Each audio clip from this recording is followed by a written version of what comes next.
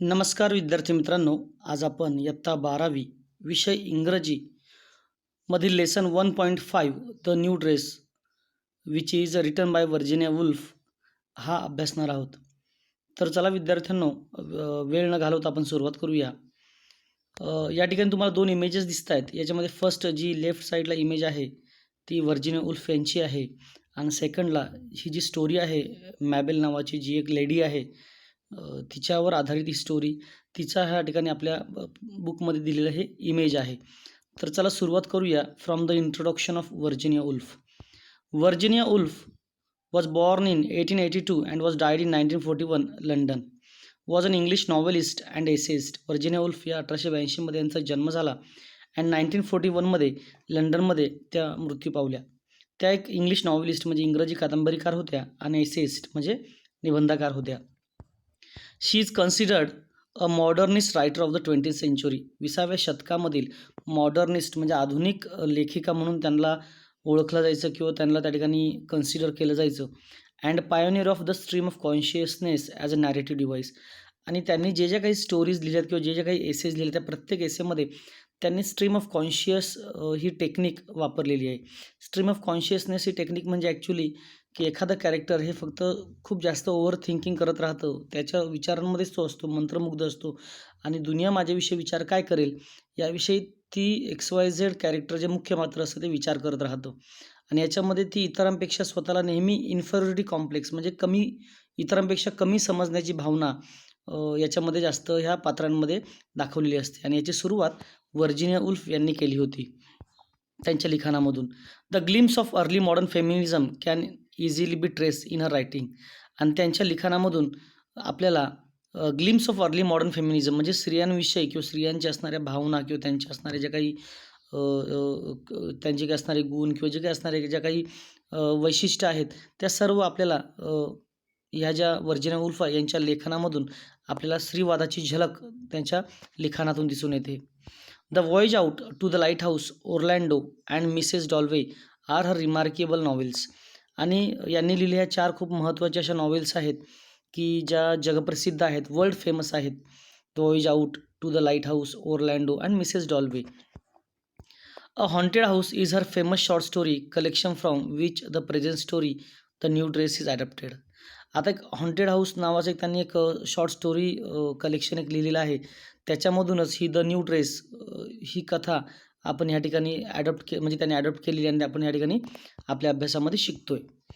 The present story is about a Mabel Waring. ही जी story आहे द न्यू ड्रेस हे एका लेडीविषयी जिचं नाव आहे Mabel Waring, who is constantly thinking about her new yellow dress in negative terms.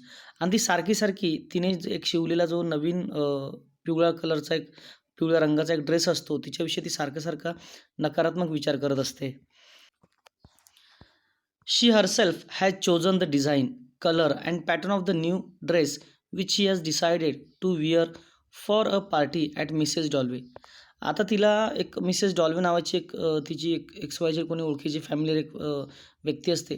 त्या पार्टीमध्ये तिला जायचं असतं आणि त्या पार्टीला जाताना ती स्वतःचा ड्रेस जो आहे, त्या ड्रेसची डिझाईन ती स्वतः चूज करते, निवडते. त्याचा रंग आणि पॅटर्न कसा असावा हे ती स्वतःच त्या ठिकाणी ठरवते, का तर तिला मिसेस डॉल्वे यांच्या पार्टीमध्ये जायचं असतं.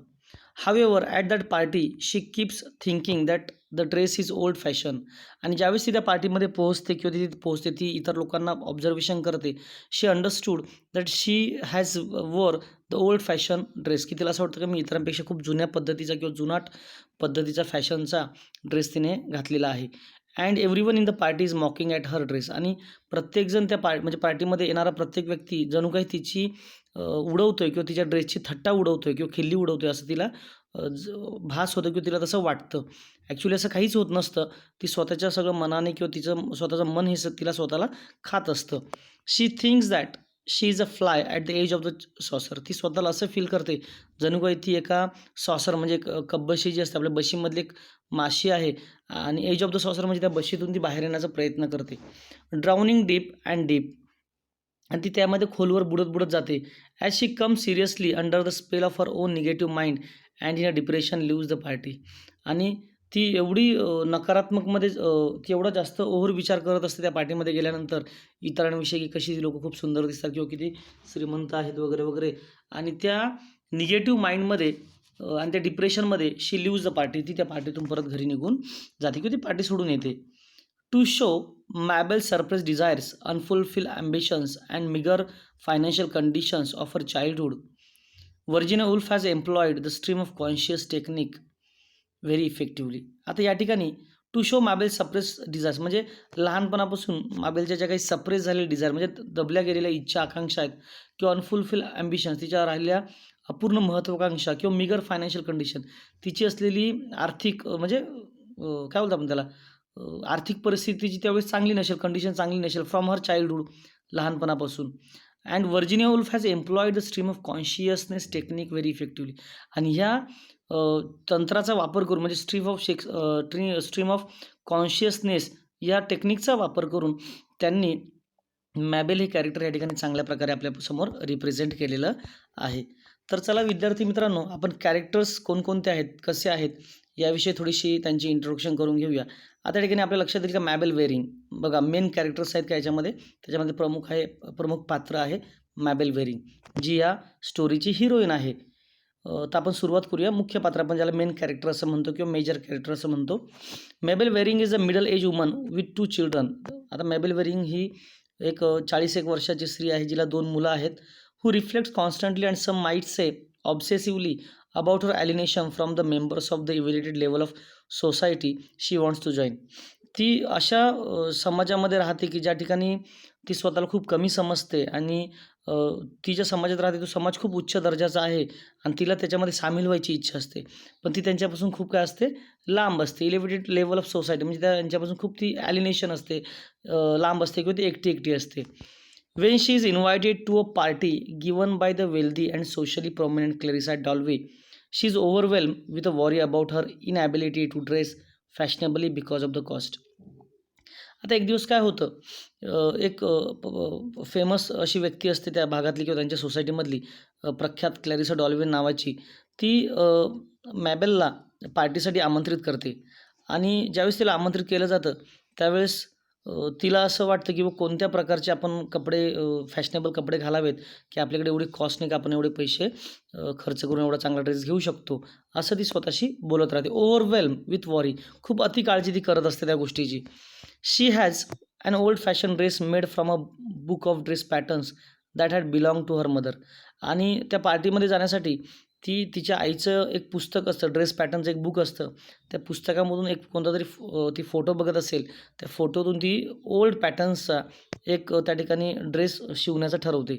Then spends much of her time at the party fretting over its inappropriateness and drawing the attention of other party goers to it.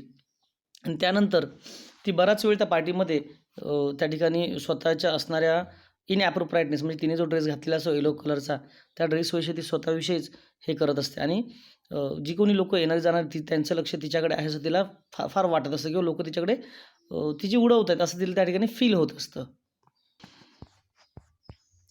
She also engages in perfunctory conversations that provide further evidence of a dissociation from this straight of society. आणि ती खूप आपल्या लक्षात येते की ती खूप ठिकाणी अशी एंगेज असते का ज्या ठिकाणी तिचं कन्व्हर्सेशन हे परफेक्टरी म्हणजे चुकीच्या पद्धती असतं आणि ती अशा पद्धतीने लोकांशी बोलत असते की ती जणू काही त्या समाजातलीच नाहीत, की त्यांच्यापेक्षा खूप काय आहे, ती डिसोसिएशन म्हणजे ती त्यांच्यापेक्षा वेगळी आहे किंवा ती विभक्त आहे, अशी त्या ठिकाणी ते तिचं संभाषण दिसून येतं. शी इज द प्रोटॉगॉनिस्ट. बघा आता या ठिकाणी शॉर्टमध्ये मी तुम्हाला सांगतो, शी इज द प्रोटॉगॉनिस्ट. ती ह्या कथेची नायक आहे. 40 इयर्स ओल्ड लेडी आहे, 40 वर्षाची एक महिला. इन्फेरिटी कॉम्प्लेक्स, तिच्यामध्ये एक कमीपणाची भावना किंवा न्यूनगंडपणाची भावना तिच्यामध्ये खूप आहे, म्हणजे इतरांपेक्षा ती स्वतःला खूप कमी समजते. आफ्टर इन्व्हायटिंग पार्टी, तिला जेव्हा पार्टीला इन्व्हाइट केलं जातं, she decides to wear yellow traditional dress. ती ठरवते की ती एक येलो ट्रेडिशनल ड्रेस घालणार, म्हणजे पारंपरिक पद्धतीचा असणारा पिवळा ड्रेस ती परिधान करणार असते. The moment she enters in the party, ज्यावेळेस ती पार्टीमध्ये एंट्री करते, शी स्टार्ट्स थिंकिंग, ती खूप जास्त ओव्हर थिंकिंग करायला सुरुवात करते. She is looking ugly and everyone is mocking her. आणि तिला असं वाटतं, she fell that she is looking very ugly, म्हणजे त्या ठिकाणी आपण अर्थ घेऊ शकतो की ती खूप घाणेरडी दिसते किंवा खूप अगली म्हणजे खूपच विचित्र अशी ती दिसते असं तिला फील होतं. And everyone is mocking her, आणि ती प्रत्येकजण तिची थट्टा करते किंवा तिची उडवते असं तिला त्या ठिकाणी जाणवत असतं. आता सेकंड नंबरचं कॅरेक्टर बघा, ह्युबर्ट. आता ह्युबर्ट हे कोण आहेत? मेबल्स हजबंड, म्हणजे मेबलचे हजबंड आहेत. त्याच्यानंतर हर्बर्ट, ज्या ठिकाणी थोडासा उल्लेख यांचा या स्टोरीमध्ये केलेला आहे. हर्बर्ट मेबल्स ब्रदर, हा मेबलचा भाऊ आहे. अँड नेक्स्ट वन आहे मिस मिलान. आता Miss Milan मेबल wearing dress maker, म्हणजे ज्या पार्टीमध्ये मेबल जात असते त्या पार्टीमध्ये जो येलो कलरचा ड्रेस जो शिवलेला असतो तो मिस मिलान यांनी शिवलेला असतो. या ठिकाणी तुम्हाला मी जाणीवपूर्वक म्हणजे पर्पजफुल तुम्हाला इथे फोटो दाखवले की मिस मिलानचं घर किती कसं आहे, किती गरीब आहेत, तरी ती त्यांना मेबलला ती ड्रेस शिवून देते. आणि या ठिकाणी सेकंड आहे Mrs Barnett.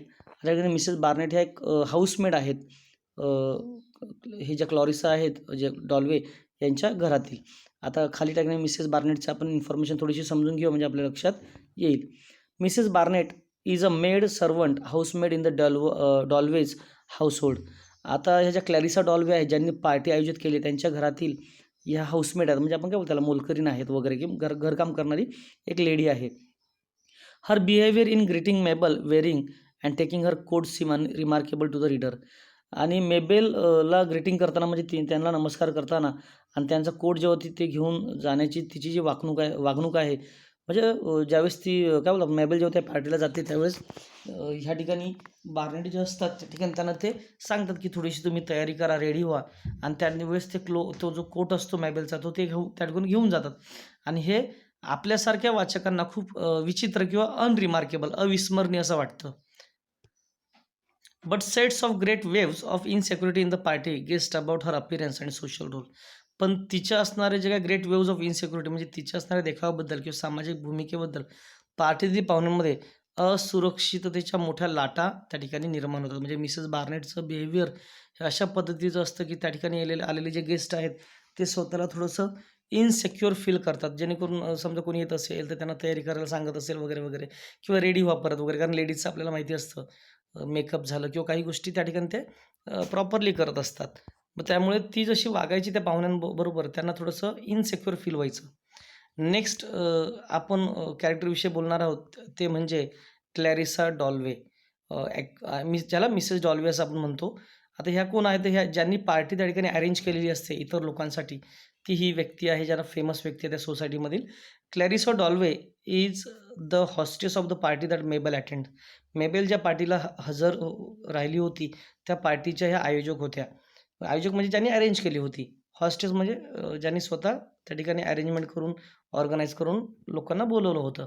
क्लॅरिसा is affable and courteous to her guests. आता क्लॅरिसा थोड्या अफेबल होत्या म्हणजे पाहुण्यांशी प्रेमळपणे वागणे, नम्रपणे, किंवा कर्टियस म्हणजे नम्रपणे पाहुण्यांशी बोलणं वगैरे वगैरे. अँड हर प्रेझन्स लिंगर्स, आणि त्यांची उपस्थिती पार्टीमध्ये आपल्याला प्रत्येक ठिकाणी दिसून येते. Though the reader only hears her speak once in the story. पण पार्टीमध्ये ते सर्वत्र त्या ठिकाणी असतात आपल्याला कळतं, पण रीडर म्हणजे वाचक म्हणून आपण त्यांना फक्त एकदाच ऐकतो. To encourage Mabel not to leave the party early. आणि ज्यावेळेस ते मेबलला सांगत असतात की तू लवकर पार्टी सोडून जायचं नाही, तिला प्रोत्साहित करत असतात की तू थांबायचं वगैरे वगैरे असं. म्हणजे त्या पॉझिटिव्ह माइंडच्या क्लॅरिसा डॉल्वे होत्या हे आपल्या लक्षात येतं. या ठिकाणी बघा क्लॅरिसा डॉल्वे यांचं आपण पिक बघू शकतो. आता याच्यानंतरचं जे पात्र आहे ते आपण बघणार ते आहे सर हेनरी लॉरेन्स. हे एक मिलिटरी ऑफिसर असतात जे त्या ठिकाणी पार्टीमध्ये आलेले असतात हे आपल्या लक्षात येतं. Sir Henry Lawrence British military officer असतात हे. त्याच्यानंतर बॉडिसिया, ज्याला बॉडिश आपण असंही म्हणू शकतो, that a queen of British Celtic Iceni tribe, याच्या त्या क्वीन असतात. म्हणजे यांची उपस्थिती किंवा त्यांची अटेंडन्स त्या ठिकाणी पार्टीमध्ये असते. आता पुढे other guest in the party. आता दुसरे गेस्ट कोण आहेत पार्टीमध्ये आलेले आहेत त्याच्यामध्ये पहिला रॉबर्ट हॅडन. आता रॉबर्ट हॅडन बघा कोण व्यक्ती आहे या ठिकाणी आपण इमेज पहिली बघूया. दोन व्यक्तींविषयी आपण इन्फॉर्मेशन घेणार आहोत, दोन कॅरेक्टरविषयी, रॉबर्ट हॅडन आणि रोज शॉ. आता या ठिकाणी Robert Haydon try to cheer up Mabel but insincere way. आता रॉबर्ट हॅडन हा थोडासा मॅबेलला आनंदी करण्याचा प्रयत्न करतो, बट इन सिन्सिअर वे, थोडंसं वेगळ्या पद्धतीने. रिप्रेझेंट्स ओल्ड थिंकिंग पर्सन, थोडासा हा जुन्या विचार पद्धतीचा आहे, बट हंबल, पण खूप विनम्र आहे, नम्र व्यक्ती आहे. हँडसम, दिसायला खूप सुंदर आहे. अँड व्हेरी फॅशनेबल, आणि खूप फॅशनेबल आहे, म्हणजे चांगल्या प्रकारे तो राहतो. आता सेकंड कॅरेक्टर आहे पार्टीतलं दुसरं अदर कॅरेक्टरमध्ये रोज शॉ. आता रोज शॉ विषयी आपण इन्फॉर्मेशन घेऊया. Rose Shaw is a guest at Clarissa Dalloway's party. ह्या सुद्धा क्लॅरिसा डॉल्वे यांच्या पार्टीतले एक पाहुणे आहेत. Mabel Waring characterises her as being dress in the height of fashion.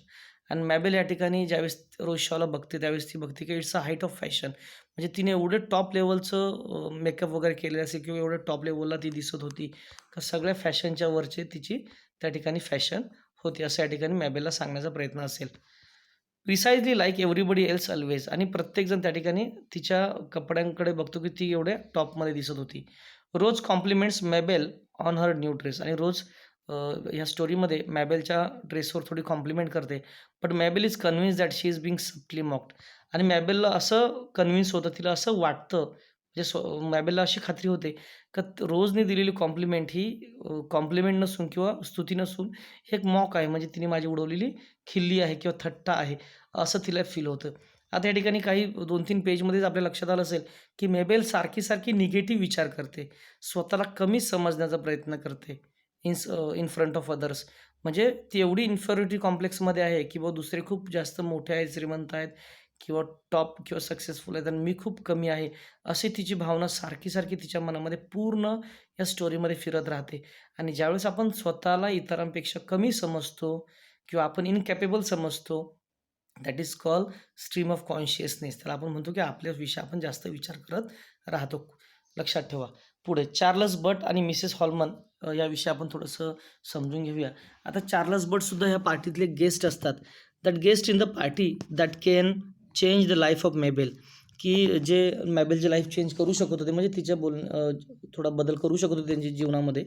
New generation and impolite behaviour. थोडंसं नवीन पिढी असल्यामुळे इम्पोलाइट बिहेवियर म्हणजे त्याचं जे वागणं आहे पार्टीमध्ये थोडंसं असभ्य आहे. म्हणजे थोडंसं उलटं-पालटं बोलणारा व्यक्ती आहे असं आपण समजू शकतो. Next Mrs Holman. या ठिकाणी आपल्याला फोटो दिसतोय. The one share her family story. ही पार्टीमध्ये जेव्हा येते ही नुसती बोलत राहते. It's to talkative. ही खूप बडबडी असते आणि स्वतःच्या फॅमिलीचे स्टोरी, स्वतःच्या फॅमिलीचे प्रॉब्लेम्स ही इतरांना सांगत असते. लोकं तिला बोर होतात त्या पार्टीमध्ये. Tries to explain her family problems to other guest in a party. ती नुसती स्वतःची फॅमिली प्रॉब्लेम्स अदर गेस्टला पार्टी सांगत असते. But no one responds her. पण तिला कोणीच रिस्पॉन्ड देत नाही किंवा प्रतिसाद देत नाही. So at last came to Mabel. शेवटी ती कोणी तिच्याशी चांगलं बोलत नाही किंवा ती बोलते त्या प्रॉब्लेमवर तिला कोणी रिस्पॉन्स देत नाही, म्हणून ती शेवटी कोणाकडे येते, मॅबेलला येऊन भेटते. आता पुढे स्टोरीमध्ये कळेलच आपल्याला की कोण कुठे कसं काय करतंय वगैरे वगैरे. या ठिकाणी थोडंसं आपण मॅबेलविषयी थोडीशी माहिती समजून घेऊया. त्यानंतर आपल्याला अंदाज येईल की नक्की ह्या स्टोरीमध्ये आहे काय. The new dress by Virginia Woolf is a short story written in the third person. बघा ही स्टोरी जी आहे ही थर्ड पर्सनमध्ये लिहिलेली आहे, म्हणजे थर्ड पर्सन प्रोनाऊनमध्ये लिहिली आहे. Focusing on the main character Mabel. आणि फक्त मेबेलवर या ठिकाणी काही कॉमेंट्स बाय व्हर्जिनिया वुल्फ यांनी लिखाण केलेलं आहे. दो द नॅरेटर इज अननेम. या ठिकाणी जो बोलणारा आहे तो अननेम आहे, म्हणजे त्याचं नाव दिलेलं नाही आहे. The readers are able to see directly into Mabel's line of thought. पण रीडर म्हणजे आपण जे वाचक आहोत, आपण हे मॅबेल काय विचार करते याच्यातून आपण मॅबेलला पूर्णपणे काय करून घेतो, या ठिकाणी समजून घेतो. डायरेक्टली आपल्या लक्षात येतं तिचे विचार काय चालू आहे तिच्या मनामध्ये. Her mindset is describe through clever analogies and narrations and minute dialogues and interactions also lead us to understand her character. आणि तिचा असणारा जो माइंडसेट आहे किंवा तिचे असणारे क्लेवर अॅनॉलॉजीज, म्हणजे तिचं जो काही बोलण्याची संभाषण आहे किंवा ती काय कोणाबरोबर काय बोलते, किती संभाषण करते, कोणाशी कोणती वाक्य इंटरॅक्शन कशी करते, एकमेकांशी कशी बोलते, याच्यातून तिच्या आपल्याला तिचं कॅरेक्टर अंडरस्टँड होतं. आपल्याला समजतं ती कोणत्या प्रकारचं कॅरेक्टर आहे. Woolf uses imageries. आता व्हर्जिनिया वुल्फ यांनी या स्टोरीमध्ये खूप इमॅजरीज वापरलेल्या आहेत, सिम्बॉल्स वापरलेले आहेत to draw the readers in. की म्हणजे रीडर्स म्हणजे वाचकांचं लक्ष आकर्षित व्हावं तिच्याकडे किंवा वाचकाने तिला नीट वाचावं, म्हणून ह्या ठिकाणी इमॅजरी, सिम्बॉल्स वगैरे त्या ठिकाणी खूप वापरलेले आहेत इन अ स्टोरीमध्ये. Further there is the apt use of comparison and analogy. या ठिकाणी याच्या व्यतिरिक्त त्यांनी कंपॅरिझन म्हणजे खूप ठिकाणी तुलना करण्याचा प्रयत्न केलेला आहे मॅबेल आणि माशीमध्ये, मॅबेल आणि इतर लोकांमध्ये. म्हणजे या ठिकाणी कंपॅरिझन कोण करते, मॅबेल स्वतःचं comparison, that she does her comparison with other characters in the story. स्टोरीमध्ये असणारी किंवा वेगवेगळ्या गोष्टींशी ती स्वतःचं कंपॅरिझन करते. आता ॲनालॉजी म्हणजे काय, किती समानता आहे किंवा किती वेगळेपण हे दाखवण्याचा प्रयत्न या स्टोरीमध्ये व्हर्जिनिया वुल्फ आपल्याला करतात. The various flashbacks Mabel has thinking back to her family. खूप म्हणजे या स्टोरीमध्ये खूप फ्लॅशबॅक आहेत, म्हणजे सारखी ती मागे भूतकाळामध्ये जाते. फ्लॅशबॅक म्हणजे भूतकाळामध्ये जाते, परत ती प्रेझेंटमध्ये येते, असं खूप वेळा होतं. As well as her time in miss Milan shops getting her dress fitted. Provides an interesting contrast between her feelings in the past and in the present in the movement. आणि जेव्हा ती पार्टीमध्ये आलेली असते तिला मध्ये मध्ये मिस मिलांच्या दुकानात जेव्हा ती ड्रेस बनवण्यासाठी जो वेळ त्या ठिकाणी ती स्पेंड करते किंवा ड्रेस बनवत असते त्यावेळेसची तिला फिलिंग्स आणि त्याच्यानंतर पार्टीमध्ये आल्यानंतर प्रेझेंटमध्ये फिलिंग या खूप वेळा या ठिकाणी एकाच वेळेस ती काय करत असते फ्लॅशबॅकमध्ये जात येत असते किंवा प्रेझेंटमध्ये येत असते. The main themes of this story are social class. या स्टोरीचे ज्या थीम्स आहेत म्हणजे विषय काय आहेत, व्हर्जिनिया उल्फ यांनी कोणत्या बेसिसवर ही स्टोरी बनवलेली आहे. सोशल क्लास की आपला सामाजिक वर्ग कसा असतो, लोनलीनेस माणूस एकटा कसा असतो, पॉवर्टी गरिबी कशी असते, इनसिक्युरिटी म्हणजे काही लोकांमध्ये आपण एकत्र गेल्यानंतर ग्रुपमध्ये गेल्यानंतर काही वेळेस आपल्याला इनसिक्युरिटी फील होते कोणाच्या शब्दांनी, कोणाच्या वागण्याने, कोणाच्या बिहेवियरने वगैरे वगैरे. अपिअरन्स कोण येतं कोण जातं, देखावा कोण कसं करतं वगैरे. इन्फेरिटी स्वतःला कमी समजण्याची भावना. इंडिव्हिज्युअलिटी स्वतःला एक वेगळं व्यक्तिमत्व असण्याचा प्रयत्न दाखवण्याचा प्रयत्न. ॲलिनेशन एकटेपणा, परकेपणा. कनेक्शन किती संबंध कोणाशी आपले जुळलेले आहेत. क्लास समाज कसा आहे, वर्ग कसा आहे. एस्केप आपण काही वेळेस त्या ठिकाणून निघून जाण्याचे प्रयत्न करतो म्हणजे ज्या ठिकाणी आपल्याला जमत नाही तिथून आपण पळ काढण्याचा प्रयत्न करतो. ह्युमन कंडिशन म्हणजे ह्युमन माइंड कंडिशन माणसाची मनस्थिती कशी आहे. आता क्लास कॉन्फ्लिक्ट प्रत्येक वर्गामध्ये संघर्ष आहे म्हणजे जातीमध्ये संघर्ष, श्रीमंत गरीब मध्यमवर्गीयांमध्ये संघर्ष, वेगवेगळ्या प्रकारचे संघर्ष आपल्याला बघायला मिळतात. वेल्थ अँड पॉवर्टी श्रीमंत आणि गरिबी आणि चेंज आणि त्याच्यामध्ये होणारे वेगवेगळे बदल. ही अशा थीम्स द न्यू ड्रेसमध्ये व्हर्जिनिया उल्फ यांनी काय केलेल्या आहेत मांडलेल्या आहेत. तर चला विद्यार्थी मित्रांनो आता आपण आपल्या ॲक्च्युअल स्टोरीला सुरुवात करूया. चांगलं लक्ष द्या कारण खूप सुंदर अशी स्टोरी आहे. आपण दोन पार्टमध्ये ही स्टोरी बघणार आहोत. पहिला पार्ट आज एक पूर्ण करू आणि नंतर एक दुसरा पार्ट आपण लगेचच अपलोड करून तुम्हाला ते समजवण्यात येणार आहे. चला तर पुढे निघूया. 1.5 the new dress by Virginia Woolf. बघा सुरुवात करूया आपण. Mabel had her first serious suspicion that something was wrong as she took her cloak off and Mrs. Barnett, while handling her the mirror and touching the brushes and thus drawing her attention, perhaps rather markedly, to all the appliances for treating and improving hair, complexion, clothes which existed on the dressing table confirmed the suspicion. आता होतं काय की मॅबेल ही पार्टीमध्ये आलेली असते आणि आल्यानंतर त्या ठिकाणी मॅबेल पार्टीमध्ये घुसल्यानंतर त्या ठिकाणी ती एका रूममध्ये जाते ज्या ठिकाणी ड्रेसिंग रूम असतं. तिथे तिला मिसेस बार्नेट नावाची जी क्लॅरिसा डॉल्वेची जी मोलकरीण आहे किंवा हाऊसमेट आहे ती तिला भेटते आणि ज्यावेळेस ती भेटते तेव्हा तिच्या हातामध्ये ती आरसा देते कोणाच्या मॅबेलच्या हातामध्ये. तर हातात दिल्यानंतर that handling her the mirror and touching her the brushes and दस ड्रॉइंग हर अटेन्शन. आणि मिसेस बार्नेट ही मॅबेलला सांगते की तुम्ही त्या ठिकाणी जाऊन रूममध्ये जाऊन थोडीशी तयारी वगैरे करा, थोडंसं चांगलं वगैरे बना असं किंवा परहॅप्स रादर मार्केटली म्हणजे तिला थोडंसं कदाचित स्पष्टपणे तिला वेगळंच वाटतं. To all appliances for treading and improving hair की बाबा केस वगैरे बनवा, कॉम्प्लेक्शन थोडंसं म्हणजे तयारी करा, क्लोथ्स कपडे थोडे ठीकठाक करा, which exist on the dressing table की जे सगळं काय टेबलवर तुमच्यासाठी अवेलेबल करून ठेवलेलं आहे. And confirm the suspicion. आणि होतं काय की मॅबेल पार्टीमध्ये एंट्री करायच्या अगोदर तिला असं वाटतं की बाबा मी कशी आहे, कशी दिसेल वगैरे वगैरे.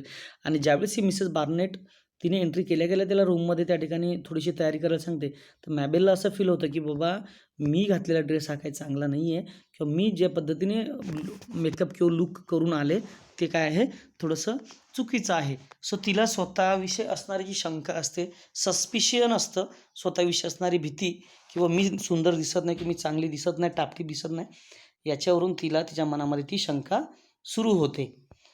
That it was not quite right, which growing stronger as she went upstairs and springing at her with conviction as she greeted Clarissa Dolway. आता होतं काय की ती स्वतःच असा विचार करत राहते. त्या ठिकाणी बघा मिसेस बार्नेटने तिला काहीच सांगितलेलं नाही आहे. Nothing that Mrs Barnet didn't tell her anything. फक्त तिला सांगितलं की go into the room and just prepare yourself की थोडं स्वतः तयारी करा. याचा अर्थ काय एखादा माणूस बाहेरून आल्यानंतर थोडासा मेकअप करू इच्छितो किंवा थोडासा टचअप द्यायचा प्रयत्न असतो त्याचा प्रत्येकाचा सुंदर दिसण्यासाठी. पण हिला असं वाटतं की हिने मला असं का सांगितलं का आता बाबा मी विचित्र दिसते का, माझा ड्रेस खराब आहे का वगैरे वगैरे, असा ती मेबल स्वतःच विचार करत राहते. त्या ठिकाणी मिसेस बार्नेट तिला असं काही बोललेली नसते. आणि ती जेव्हा असं होतं तेव्हा ती स्वतःशीच बोलते that it was not right, हे बरोबर नाही आहे, नॉट क्वाईट राईट, हे योग्य नाही आहे. Which growing stronger as she went अपस्टेअर्स. आणि तिच्या मनातली ही जी भावना आहे ती थोडीशी स्ट्रॉंगर, ती मोठी होत म्हणजे तिच्या मनातली जी शंका आहे ती बळावत चालते. म्हणजे कोणती शंका की जेणेकरून तिने जो घातलेला ड्रेस आहे तो चांगला नसेल किंवा तिचा पेहराव चांगला नाही आहे. And springing at her went अपस्टेअर्स, ती वर जाते अँड स्प्रिंगिंग ॲट हर. आता म्हणजे काय, सारखं तिला वाटत राहतं. With conviction as she greeted Clarissa Dalloway. आणि वर जाताना तिला कोण भेटतं, क्लॅरिसा डॉल्वे, जे त्या पार्टीच्या कोण आहेत, ज्यांनी ती पार्टी अरेंज केलेली आहे त्यांना भेटते. आणि ती त्या ठिकाणी दृढ निश्चयाने किंवा खूप चांगल्याने ती त्यांना नमस्कार करते किंवा अभिवादन करते. She went straight to the far end of the room. आणि आफ्टर मीटिंग क्लॅरिसा डॉल्वेला भेटल्यानंतर ही आपली जी मेबल आहे ती कुठे निघते बघा. She went straight to the far end of the room. ती म्हणजे ती सरळ पुढे चालत जाते आणि त्या ठिकाणी एका रूमच्या कोपऱ्याला ती पोहोचते. त्या ठिकाणी टोकावर जाऊन थांबते. To a shaded corner. एकदम अंधाऱ्या कोपऱ्यामध्ये ती तिथे where a looking glass hung and look. त्या ठिकाणी त्या अंधाऱ्या कोपऱ्यामध्ये एक आरसा काय केलेला असतो, लुकिंग ग्लास हंग म्हणजे टांगलेला असणे, अँड लुक. आणि ती तिला स्वतःला तिथे बघत राहत पण त्या आरशामध्ये ती पाहते. आणि अचानकपणे तिला स्वतःविषयी अजूनच शंका काय होते, निर्माण होते. आता शंका म्हणजे कोणती, की मी सुंदर दिसत नाही, माझे कपडे ठीकठाक नाही मिळत, किंवा मी थोडेसे जुनाट पद्धतीचे किंवा ओल्ड फॅशनचे कपडे घातले असं तिला फील होत राहतं. Not, it was not right. बघा, आफ्टर सीइंग इन द मिररमध्ये बघितल्यानंतर तिला फील होतं, no it was not right, हे खरोखरच चांगलं नाही आहे, अजिबात बरोबर नाही आहे. And at once the misery which she always try to hide. आणि तिच्या मनामध्ये असणार हे जे काही दुःख असतं, म्हणजे दुःख म्हणजे कमीपणाची जी भावना असते, मिझरी म्हणजे दुःख किंवा कमीपणाची भावना पण म्हणू शकतो. Which she always try to hide. ती नेहमी ती काय करते, लपवण्याचा प्रयत्न करते, म्हणजे लोकांमध्ये आल्यावर. The profound dissatisfaction. तिच्या खोलवर मनामध्ये दडलेले हे असमाधान. The sense she had ever since she was a child. लहानपणापासून तिच्या मनामध्ये ही प्रोफाऊंड डिससॅटिस्फॅक्शन म्हणजे ही कमीपणाची भावना किंवा न्यूनपणाची जी भावना आहे ती तिची काय होते, जागृत होते. Of being inferior to other people set upon her. म्हणजे तिच्या लहानपणापासून तिच्या मनामध्ये प्रोफाऊंड डिससॅटिस्फॅक्शन म्हणजे ती मोठ्या लोकांमध्ये गेली किंवा काय, तर तिला अनसॅटिस्फाईड फील होतं, म्हणजे डिससॅटिस्फाईड फील होतं, तिला चांगलं वाटत नाही. आणि मोठ्या लोकांना पाहिल्यानंतर अचानकपणे तिच्यामध्ये इन्फेरियर टू अदर पीपल म्हणजे इतर लोकांपेक्षा मी खूप कमी आहे किंवा मी कमी दर्जाचे आहे असं तिला फील होतं. अँड सेट अपॉन हर. आणि ही जी तिची भावना आहे ती तिच्यावर सेट होते, म्हणजे तिच्या मनावरती चाल करून जाते, म्हणजे ती स्वतःला खूप कमी समजण्याचा त्या ठिकाणी प्रयत्न करते. Relentlessly, remorselessly, with an intensity which she could not bit of. आता खूप उग्रपणे तिच्या मनामध्ये खूप अशा भयंकर लाटा चालू आहेत, खूप तिला स्वतःवर राग येतो, चीड येते. रिमोर्सलेसली, तिला खूप स्वतःवर निर्दय असल्यासारखं फील होतं. With an intensity which she could not bit of. पण ह्या त्या तिच्यामध्ये येणाऱ्या ज्या भावना आहेत, उग्रपणाच्या, रागीटपणाच्या, चिडचिडेपणाच्या, त्या शी कुड नॉट बीट ऑफ. ती तिला दूर म्हणजे त्या भावनांना ती लांब करू शकत नाही किंवा दूर लोटू शकत नाही. As she would when she woke at night home. आणि असं कधीतरी व्हायचं की ती रात्रीच्या वेळेस घरामध्ये उठायची by reading Borrow or Scott. आणि बॉरो आणि स्कॉट हे लेखकांची नावं आहेत, की त्या लेखकांची ती पुस्तकं वाचायची. For oh these men oh these women all were thinking. आणि ती ते पुस्तकं वाचल्यानंतर ती असं म्हणायची, हे ते माणसं, ही ती पुरुष, ही ती स्त्रिया, ऑल वेअर थिंकिंग. कोण काय विचार करत असेल, व्हॉट्स अ मॅबल वेअरिंग, व्हॉट्स अ फ्राईट शी लुक्स.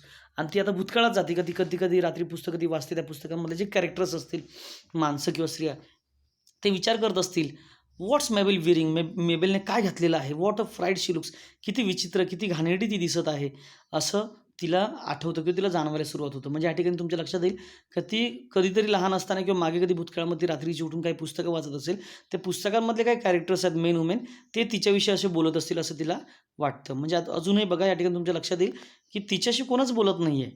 हां, ती स्वतःशीच बोलते, पुटपुटते, बडबडते. म्हणजे आपण बोलतो ना, एक सायकॉलॉजिकली हा एक डिसऑर्डर आहे, की माणूस स्वतःविषयी अधिक विचार करत राहतो. पुढे आता याच्यामधून आपल्या लक्षात येतं, या लाईनमधून, की ती स्वतःलाच वाईट बोलत राहते. जणू काही त्या पुस्तकातील जी पात्रं आहेत, म्हणजे मी तुम्हाला सांगितलं, बॉरो अँड स्कॉट जे आहेत यांच्या पुस्तकांमध्ये जी पात्रं आहेत, जणू काही ती पात्रं हिची खिल्ली उडवतात, असं तिला फील होतं. आता हे शक्य आहे का? पुस्तकातली पात्रं तिची कशी काय उडवू शकतात? हां, ते अर्ध इनॅनिमेट, निर्जीव आहेत ते. पण हिची ओव्हर थिंकिंगमध्ये ती एवढी क्रॉस झालेली आहे का तिला समजत नाही ती काय बोलते. What a hideous new dress, their eyelids flickering as they came up and then their lids shutting rather tight. आता या ठिकाणी ती विचार करते की किती हा पोशाख जो आहे, हा जो ड्रेस आहे, किती खराब आहे, किती रटाळ आहे, किळसवाणा आहे. देअर आयलिड्स फ्लिकरिंग, ते डोळे त्यांचे बंद करतायत, उघडे करतात, म्हणजे फाडून मोठे करतायत, थोडे लहान करतायत. ॲज ए केम अप, ते असे पुढे येत आहेत. And then their lids shutting rather tight. आणि अचानकपणे त्यांचे जे काही पापणे आहेत, म्हणजे लीड्स आहेत, त्या झाकून घेत आहेत. म्हणजे या ठिकाणी त्यांना ते बघायला आवडत नाही, की दिसायला ते चांगलं दिसत नाही. कोणाचं? मॅबेलचं असं मॅबेल फील करते. ती हे स्वतःशीच बोलत असते. तिला हे कोणी काही बोलत नाही. It was her own appalling inadequacy, her cowardice, her mean, water sprinkle blood that depress her. आता ॲक्चुअली हिच्या मनामध्ये जे काही ते कॅरेक्टर आलेले त्या पुस्तकामध्ये याचं स्कॉटचे आणि यांचे बॉरोचे, हे ती स्वतः विचार करते, की ते डोळे बंद करत असतील, ते डोळे उघडे करत असतील आणि मला पाहिल्यानंतर ते पापण्या मिटून घेत असतील. हे त्यांच्या मनामधले काहीच नाहीये किंवा ते पात्र बोलूच शकत नाही. ही स्वतःच स्वतःचं काहीतरी जग निर्माण करून ही स्वतःशी काहीतरी बोलत राहते. यालाच म्हणतात over thinking and negative mind people, जे खूप जास्त विचार करत राहतात नाही त्या गोष्टींचा. It was her own appalling inadequacy. आणि हा अपीलिंग इनएडक्वेसी म्हणजे काय? स्वतःविषयी असणारा तिचा स्वतःचा कमीपणा, न्यूनपणा, इतरांविषयी स्वतःला कमी समजणं, हा तिच्यातला स्वतःतला एक स्वभाव गुण होता. हर कॉवर्डिस, तिची असणारा भित्रेपणा, घाबरेपणा. हर मीन, तिचा असणारा क्षुद्रपणा, म्हणजे तिची विचार करण्याची पातळी काय खूप कमी आहे. Water sprinkle blood that depressor, आणि ह्या सर्व काही गोष्टी तिला तिचे म्हणजे water sprinkle blood that depressor, ह्या सर्व असणारे तिचे जे काही निगेटिव्ह जे काही विचार्स आहेत, याच्यामुळे ती कशामध्ये जाते? डिप्रेशनमध्ये जाते, नैराश्यामध्ये जाते. त्या ठिकाणी तिला असं फील होतं, की बाबा मी गरीब असूनही मी फॅशन करायला गेले आणि मी उगाचच काय होऊन गेले, फसले. म्हणजे या ठिकाणी मी माझं काहीतरी रॉंग झालं असं, म्हणजे लोकं माझ्यावर हसतील. आणि हेच तिच्या दुःखाला काय ठरलेलं आहे? ह्या गोष्टी कारणीभूत ठरलेल्या आहेत. And at once the whole of the room where for ever so many hours she had plan with the little dressmaker how it was go to seem sordid repulsive. आता बघा त्या ठिकाणी ती विचार करते. आता पार्टीत आहे ती आणि ती पास्टमध्ये जाऊन विचार करते. And and at once the whole of the room where, की ती एकाच वेळी संपूर्ण जी काही खोली होती, for ever so many hours, खूप तासनतास तिने त्या ठिकाणी काय केले होते? She had plan with the little dressmaker, तिची असणारी जी लहान किंवा गरीब जी काही टेलर होती, ड्रेसमेकर होती मिस मिलान, हिच्याबरोबर तिने प्लॅन करून, योजना आखून तिने तिचा ड्रेस काय केलेला होता? प्लॅन केलेला होता, बनवलेला होता.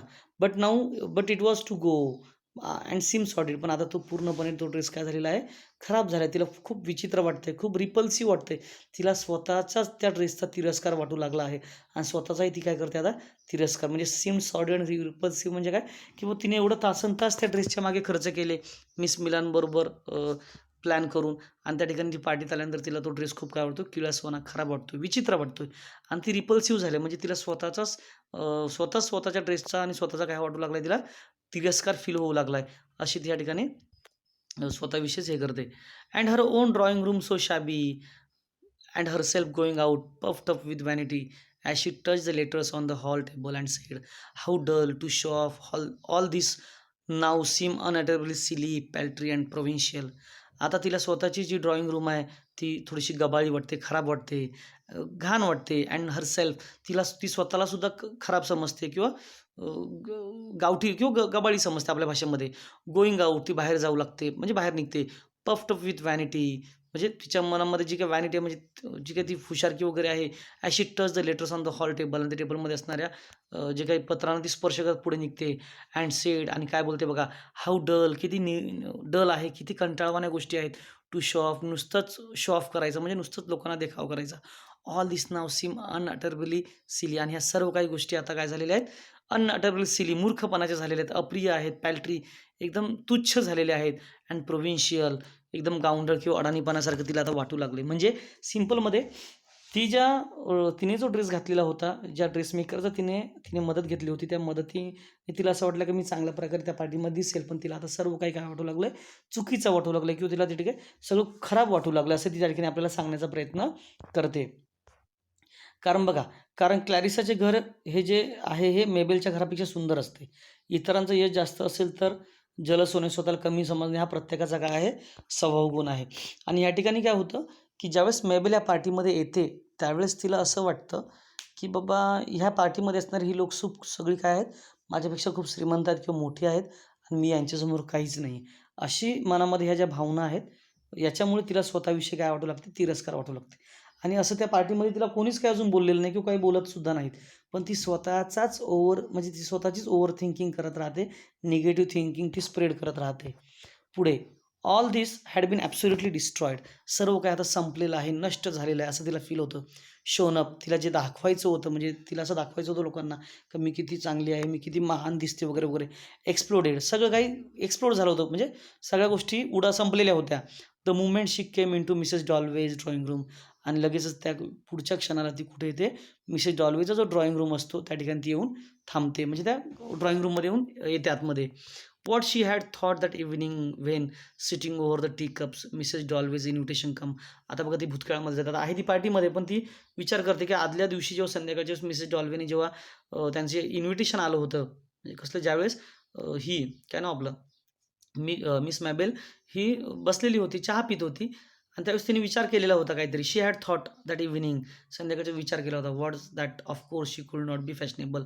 आणि तिने ठरवलेलं होतं की मी जास्त फॅशनेबल होणार नाही. म्हणजे आदल्या संध्याकाळीच मिस ज्या क्लॅरिसा आहेत, डॉल्वे आहेत, त्यांनी ऑलरेडी तिनं इन्व्हिटेशन दिलं, तेव्हा तिने ठरवलेलं होतं मॅबेलने की मी जास्त फॅशन करणार नाही.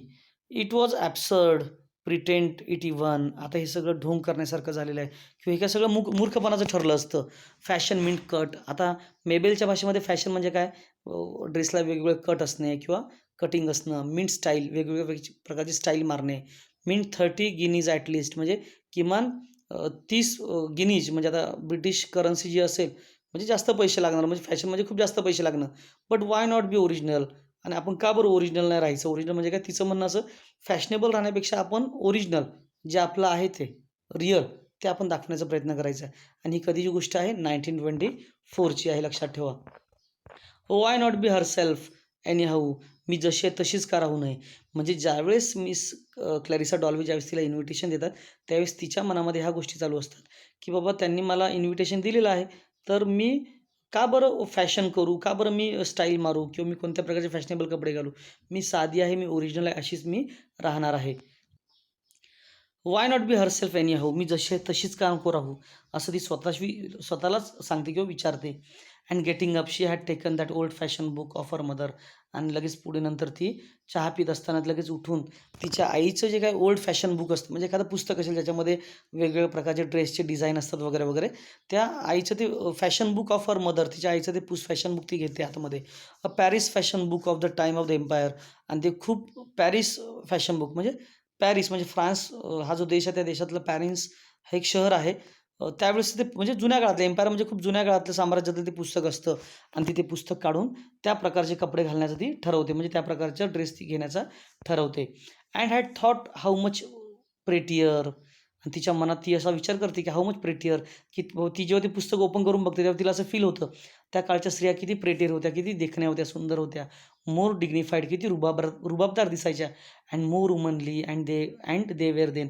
आणि किती एकदम त्यांचं स्त्रीत्व अधिक खुलून दिसत होतं, म्हणजे ती ॲक्च्युअलमध्ये त्या किती सुंदर दिसायच्या एक स्त्री म्हणून, असं ती विचार करते. And so set her self. आणि ती सुद्धा त्या स्त्रियांसारखंच साध्या पद्धतीने स्वतःला बनवण्याचं काय करते, सेट हर सेल्फ ती ठरवते. ओ इट वॉज फुलिश. पण किती मूर्खपणाचं होतं ते, असं आता तिला आता जाणवतं. बघा ती परत प्रेझेंटमध्ये येते, किती मूर्खपणाचं होतं मी जो काल विचार केला. Trying to be like them, त्यांच्यासारखं होण्याचा प्रयत्न केला मी.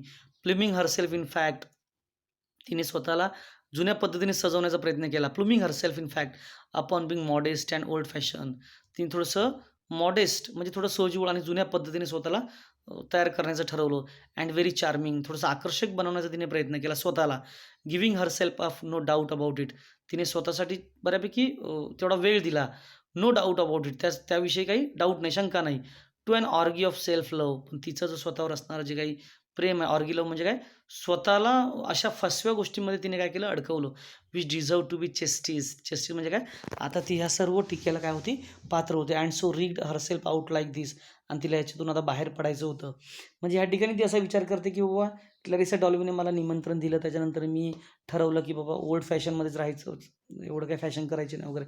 आणि आता ती ज्या पद्धतीने कपडे पार्टीमध्ये घालून आलेली आहे, तर तिला आता खूप विचित्र वाटतंय. तिला असं वाटतं की मी खूप जास्त हे केलंय, आणि हे जे योग्य नाही आहे, असं तिला स्वतःला असं वाटतं. आणि तिने स्वतःला खूप फसव्या किंवा डिझर्व टू बी चेस्टीज, म्हणजे लोकांनी तिच्यावर टीका करावी असं ती वागलेली, असं तिला स्वतःला फील होतं.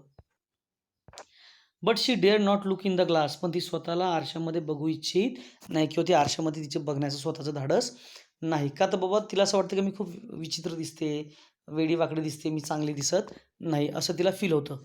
She could not face the whole horror, the pale yellow idiotically old fashion silk dress with its long skirt and its high sleeves and its waist and all the things that look so charming in the fashion book but not on her, not among all this ordinary people. आता या ठिकाणी मेबल त्या पार्टीत आलेली आहे आपल्याला माहिती आहे आणि ती स्वतःच्या ड्रेसविषयी स्वतःच पुटपुटत राहते. काय बुवा, she could not face the whole horror. ती ह्या सर्व ही जी काही ती स्वतःसमोर जी काही दृश्य उभी करते, ती ते सहन करू शकत नाही किंवा ती स्वतः बघू शकत नाही. द पेल येलो, फिकट पिवळ्या रंगाचा ड्रेस, असं ती स्वतःलाच सांगते, की किती फिकट पिवळ्या रंगाचा मी ड्रेस घातला, इडियोटिकली ओल्ड फॅशन, किती जुनाट पद्धतीचा आहे, मूर्खपणे मी तो बनवलेला आहे. लाँग स्कर्ट, किती लांबच स्कर्ट आहे. इट्स हाय स्लीव्ह, त्याच्या ज्या हाताच्या ज्या बाह्या आहेत, त्या खूप फुगीर आहेत, म्हणजे खूप जास्त मोठ्या आहेत. And all things that look so charming, म्हणजे इन द फॅशन बुकमध्ये दिसताना ते खूप सुंदर दिसत होतं. बट नॉट ऑन हर, पण तिच्यावरती काही सुंदर दिसत नाही, असं तिला त्या ठिकाणी फील होतं. Not among all these ordinary people. आणि म्हणजे ज्या फॅशन बुकमध्ये जी गोष्ट जेवढी सुंदर दिसत होती, चार्मिंग दिसत होती, ब्युटिफुल, तेवढी ती तिच्यावरही चांगली दिसत नाही आणि ती ऑर्डिनरी पीपलवर पण दिसू शकत नाही, असं ती त्या ठिकाणी काय करत असते, विचार करत राहते. She felt like a dress makers dummy standing there for young people to stick pins into. आणि ती स्वतःला म्हणजे ती स्वतःला आता त्या ठिकाणी डमी स्टँडिंग ड्रेस समजते. म्हणजे जणू काही एखाद्या दुकानामध्ये, शॉपमध्ये एखादा डमी, या ठिकाणी तुम्हाला राईटमध्ये दिसतच असेल हो, की स्टँडवर ठेवलेला असतो. जणू काही तरुण जी लोकं आहेत ती येऊन तिथे काय करतील, त्याच्यावर पिना टोचतील किंवा त्याच्यावर काहीतरी टाचण्या मारतील, असं ती स्वतःला काय करते, समजते. म्हणजे ती एक डमी ड्रेस मेकर आहे असं. जसं काही जुन्या पद्धतीचं वगैरे वगैरे जे तिने केलेलं आहे ते खूप चांगलं नाही, खूप खराब आहे असं. आता ॲक्च्युली हा जो ती विचार करते, की बाबा मी सुंदर दिसत नाही आहे, मी खराब दिसते, माझी कंबर खूप मोठी झाली आहे, माझे जे स्कर्ट्स आहेत किंवा स्लीव्ज जे आहेत, म्हणजे वेस्ट जे आहे ते खूप काय एवढं चांगलं दिसत नाही, असं तिला असं वाटतं. पण असं तिला कोणी काही बोललेलं नाही आहे. No one said her about her dress, about her that looking style or her whatever he wear. तिने जे घातले त्याच्यावर कोणीच काही तिला बोलत नाही. शी जस्ट टॉक हरसेल्फ, ती स्वतःशीच बोलते. And she just making inferiority complex to herself, ती स्वतःविषयीच कमी स्वतःला समजते. म्हणजे मी इतरांपेक्षा किती कमी आहे, किती खराब दिसते, किती विचित्र आहे किंवा किती गरीब आहे, हे स्वतःला ती स्वतःविषयीच बोलत राहते, ती स्वतःच विचार करत राहते. आता ही जेव्हा ती बोलत असते, but my dear it's perfectly charming. आता ॲक्च्युली ही जेव्हा ती स्वतःशी बोलत असते, पुटपुटत असते मॅबेल, त्यावेळेस but my dear it's perfectly charming, Rose Shaw said. आणि त्या ठिकाणी बरोबर रोज शॉ नावाची जी एक लेडी आहे, तिची त्या पार्टीमध्ये एंट्री होते आणि ती बोलते, "अगं माझ्या प्रिय मैत्रिणी, तू खूप छान दिसते, खूप सुंदर दिसत आहे." Looking her up and down with that little satirical pucker of the lips which she expected. आणि ज्यावेळेस ती अशी वर बघते and look her up and down, ज्यावेळेस रोज शॉ तिला वर खाली अशी बघत राहते, म्हणजे वर आणि खाली बघते, with that little satirical pucker of the lips which she expected. आणि ज्यावेळेस ती रोज शॉ बोलते की तू खूप सुंदर दिसते, चार्मिंग दिसते, पण मॅबेलला असं फील होतं की बाबा ती ती माझी स्तुती करत नाही आहे, ती माझं ॲडमायरेशन करत नाही, ती मला काय करते, मॉक करते. म्हणजे काय, ती मला टॉन्टिंग करते, टोमणा देते. म्हणजे ती थोडीशी मला उपरोधिकपणे असं बोलते, टोमणा मारल्यासारखं, टोचल्यासारखं बोलते. असं कोणाला फील होतं, मॅबेलला. ॲक्च्युली असं रोज शॉच्या मनात काहीच नाही आहे, पण ही स्वतःच इतरांविषयी काय करते, नकारात्मक विचार करत आहे. Rose herself being dressed in the height of the fashion precisely like everybody else always. आणि रोजने अशा प्रकारे अशा प्रकारचे फॅशनचा ड्रेस घातला होता, की जो इतरांमध्ये खूप सर्वांपेक्षा चांगला किंवा सुंदर दिसत होता. It's height of the fashion, म्हणजे ती सुंदर दिसत होती. Precisely like everybody else always. आणि त्या ठिकाणी प्रत्येक सर्वांसारखंच ते दिसत होतं. आता या ठिकाणी तुमच्यात लक्षात येईल, की या ठिकाणी माशा आपण काहीतरी ठेवलेल्या आहेत. We are like all like flies ever trying to scroll over the edge of the saucer.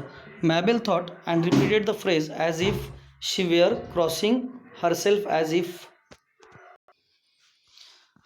या ठिकाणी आता आपण एक इमेज घेतलेली आहे. त्या ठिकाणी तुम्हाला दिसत असेल का, त्या ठिकाणी सॉसर आहे, म्हणजे बशी आहे, की ज्याच्यामध्ये एक माशी पडलेली आहे बघा. We are all like flies trying to crawl over the edge of the saucer. Mabel thought and repeated the phrase as if she were crossing herself, as if she were trying to find some spell to annul this pain to make this agony endurable. आता ती स्वतःला एक माशी असल्यासारखं तिला feel होतं. म्हणजे आपण सर्व काय कोण आहोत, माशा आहोत. आणि त्या प्रत्येक माशा इट्स क्रॉल म्हणजे त्या चालण्याचा प्रयत्न करत आहेत. Over the edge of the saucer, म्हणजे त्या बशीच्या बाहेर येण्याचा प्रयत्न करत आहेत. मॅबेल विचार करते and repeated the phrase as if she were crossing herself. आणि ती सारखं स्वतःला बोलते that flies trying to crawl, म्हणजे असं ती बोलत राहते सारखं स्वतःशी. मॅबेल थॉट, ती विचार करते अँड रिपीटेड द फ्रेज, आणि हे वाक्य सारखं बोलते, as if she were crossing herself, as if she were trying to find some spell to annul this pain. म्हणजे ती असं बोलून बोलून ती स्वतःचं जे पेन आहे म्हणजे दुःख आहे किंवा तिच्या यातना आहेत, वेदना आहेत, ती ते ॲनल करते, कमी करण्याचा प्रयत्न करते. To make this agony endurable. Endurable म्हणजे काय? तिच्या मनामध्ये असणारं दुःख जे आहे किंवा ॲगनी आहे, ती सहन करू शकते किंवा ती इतरांना थोडंसं माशी सांगण्याचा प्रयत्न करते, जेणेकरून तिच्या मनातल्या ज्या काही वेदना आहेत किंवा तिचं दुःख काय होईल थोडंसं कमी होईल, असं ती आपल्याला दाखवण्याचा प्रयत्न करते. आता ॲक्च्युली या ठिकाणी आपल्या थोडंसं लक्षात आलं पाहिजे, की आता या ठिकाणी ती स्वतःला माशी समजते आणि स्वतःबरोबर इतरांना ती काय समजते, या ठिकाणी माशा समजते पार्टीमध्ये. Tags of Shakespeare lines from book she had read ages ago. काही वर्षांपूर्वी तिने शेक्सपियरच्या काही टॅक्स म्हणजे लाईन्स वाचलेल्या होत्या कोणत्यातरी पुस्तकामधून. Suddenly came to her when she was in agony. ज्यावेळेस ती थोडीशी ॲगनीमध्ये होती, म्हणजे ॲगनी म्हणजे आपण ती दुःखामध्ये होती, तिला थोडंसं वाईट वाटत होतं, त्यावेळेस त्या लाईन तिला आठवतात अचानकपणे. And she repeated them over and over again. आणि त्या लाईन ती सारख्या रिपीट करायला लागली. म्हणजे तिने कोणत्यातरी शेक्सपियरच्या बुकमध्ये त्या लाईन वाचल्या असतील. आता कोणती लाईन आहे ती? Flies trying to crawl she repeated. आणि हे जे सेंटेन्स आहे, हे जे वाक्य आहे, फ्रेज आहे, ही सारखी बोलू लागली. फ्लाईज ट्राईंग टू क्रॉल म्हणजे सगळ्या माशा ज्या पार्टीमध्ये असणारी जी सर्व लोक आहेत, म्हणजे ती माशा कोणाला म्हणते आता? पार्टीत असणाऱ्या सर्व लोकांना. ट्राईंग टू क्रॉल म्हणजे ते सरपटण्याचा किंवा पुढे चालण्याचा प्रयत्न करीत आहेत, ती परत म्हणते. आता याचा अर्थ काय आहे? या ठिकाणी जी तुम्हाला मी बशी दाखवली, त्या बशीमधून प्रत्येकजण स्वतःला बाहेर काढण्याचा काय करतो? एजवर म्हणजे कडेवर काढण्याचा काय करतो? त्या ठिकाणी प्रयत्न करतो, कॉर्नरला घेण्याचा प्रयत्न करतो. म्हणजे तिला असं म्हणायचं की इथे पार्टीत आलेला प्रत्येक व्यक्ती हा स्वतःला श्रेष्ठ, मी किती श्रेष्ठ आहे हे प्रत्येकजण स्वतः दाखवण्याचा प्रयत्न करतो, असं तिला वाटतं. बघा पुढे. If she could say that over often enough and make herself see the flies she would become a numb, chill, frozen and डम. आता बघा, हे जर ती सतत अशी म्हणत राहिली तर तिला त्या माशा दिसू लागतील. म्हणजे आता तिने जे वाक्य त्या ठिकाणी ते वापरलं, टॅक्स ऑफ शेक्सपियरचं फ्लाइंग ट्रायज टू क्रॉल, ती जशी ती सारखं बोलू लागली तर त्या ठिकाणी तिला ते दिसू लागले. म्हणजे तिच्या डोळ्यासमोर सगळे पार्टीतले असणारी जी माणसं आहेत, ती माणसं न दिसता माशांसारखी दिसू लागले. म्हणजे सगळ्या माशाच आहेत तिथे. She would become a numb, chill, frozen and dumb. ती थोडीशी सुन्न झाली, थोडीशी थंड झाली, स्तब्ध झाली, निशब्द झाली. म्हणजे तिला बऱ्यापैकी बरं वाटलं की ते सगळ्या माझ्यासारख्याच आहेत, असं तिला फील होऊ लागलं. नाव she could see flies crawling slowly out of the saucer of milk. तिला आता वाटू लागलं की त्या बशीमध्ये म्हणजे दूध असणाऱ्या त्या बशीमधल्या त्या ज्या माश्या स्लोली आउट म्हणजे त्या बशीतून बाहेर येण्याचा काय करत आहेत? प्रयत्न करत आहेत. With their wings stuck together. पण त्यांचे पंख एकमेकांशी काय झालेले आहेत? त्या माशांचे चिकटलेले आहेत. And she strain. आणि म्हणजे याचा अर्थ असा की ती जास्त अजून निराश होते. Standing in front of the looking glass listening to Rose Shaw. आणि या ठिकाणी लगेच ती standing in front of the looking glass, की ती त्या आरशासमोर येते. Listening to Rose Shaw. आणि ती कोणाला ऐकत असते? रोज शॉचं ऐकत असते. बघा त्या ठिकाणी तुमच्या लक्षात येईल की ज्यावेळेस ती बोलते की बाबा त्या माशा आहेत वगैरे याचा अर्थ ती स्वतःचं कंपॅरिझन पार्टीतल्या लोकांबरोबर आणि सगळ्या कोणी माश्यात असं ती बोलते. आणि ती ज्यावेळेस ते वाक्य सारखं रिपीट करते त्यावेळेस त्याचा अर्थ असा होतो की प्रत्येक माशी स्वतःला काय करते? इतरांपेक्षा श्रेष्ठ दाखवण्याचा प्रयत्न करते, असं ती आपल्याला सांगते. Standing in front of the looking glass listening to Rose Shaw. आणि बघा ती आता या ठिकाणी स्वतःला आरशासमोर उभे करते आणि ती कोणाचं बोलणं ऐकते? मॅबेल, जी रोज शॉ आहे तिचं बोलणं ऐकते. To make herself see Rose Shaw and all other people there as a flies trying to hoist themselves out of something or into something meagre, insignificant, toiling flies. आता मेबेल या ठिकाणी स्वतःला तर पाहतेच आणि ती रोज शॉला पण पाहत असते. आणि तिथे जी इतर लोक आहेत, the other people there as a flies, ती त्या पार्टीमध्ये असणाऱ्या इतर लोकांना सुद्धा ॲज अ फ्लाईज ती माशा समजते. ट्राईंग टू हॉइस्ट देमसेल्व्स, ते स्वतःला कुठेतरी वर काढण्याचा प्रयत्न करतात, म्हणजे मी किती मोठा आहे असं दाखवण्याचा प्रयत्न. आता ॲक्च्युली हे विचार कोण करत आहे? मॅबेल. ऑर इंटू समथिंग, कोणीतरी कुठेतरी जाण्याचा प्रयत्न करतोय. मिगर, इनसिग्निफिकंट, प्रत्येकजण त्या ठिकाणी धडपडण्याचा प्रयत्न करतोय. म्हणजे प्रत्येकजण स्वतःचं काहीतरी मी किती श्रेष्ठ आहे, किती चांगला आहे दाखवण्याचा प्रयत्न या ठिकाणी केला जातोय. But she could not see them like that, not other people. पण ती इतर लोकांना त्या रूपात ती पाहू शकत नव्हती किंवा तिला पाहायची इच्छा नसेल. शी saw her self like that, ती स्वतःला त्या ठिकाणी तशी पाहते. शी वॉज अ फ्लाय, ती एक माशी आहे. But the others were dragon flies, butterflies, beautiful insects आहेत. आता या ठिकाणी बघा, ती स्वतःला पहिलं माशी सांगत होती, अगोदर लोकांना माशी सांगत होती, पण आता ती या ठिकाणी काय सांगते बघा, की मी माशी होती. But the others were dragon flies, पण दुसरे ड्रॅगन फ्लाय म्हणजे आता ड्रॅगन फ्लाय, बटरफ्लाय किंवा ब्युटिफुल इन्सेक्ट्स हे नॉर्मल फ्लायपेक्षा म्हणजे माशीपेक्षा सुंदर दिसतात. फुलपाखरू वगैरे आपण ज्याला बोलतो, फुलपाखरं जी असतात दिसायला रंगाने वगैरे सुंदर असतात. आणि ती स्वतःला माशी म्हणजे ती स्वतःला खूप कमी समजते. माशी म्हणजे कॉमन माशी, एक छोटीशी माशी. आणि इतर जे त्या पार्टीतले other were the people in a party they were dragon flies, butterflies, beautiful insect. एक सुंदर सुंदर असे कीटक आहेत ते डान्सिंग करतात, ते डान्स करत नाचतायत, फ्लटरिंग उड्या मारतायत, स्किमिंग एकमेकांशी बोलतायत, while she along dragged herself up out of the saucer.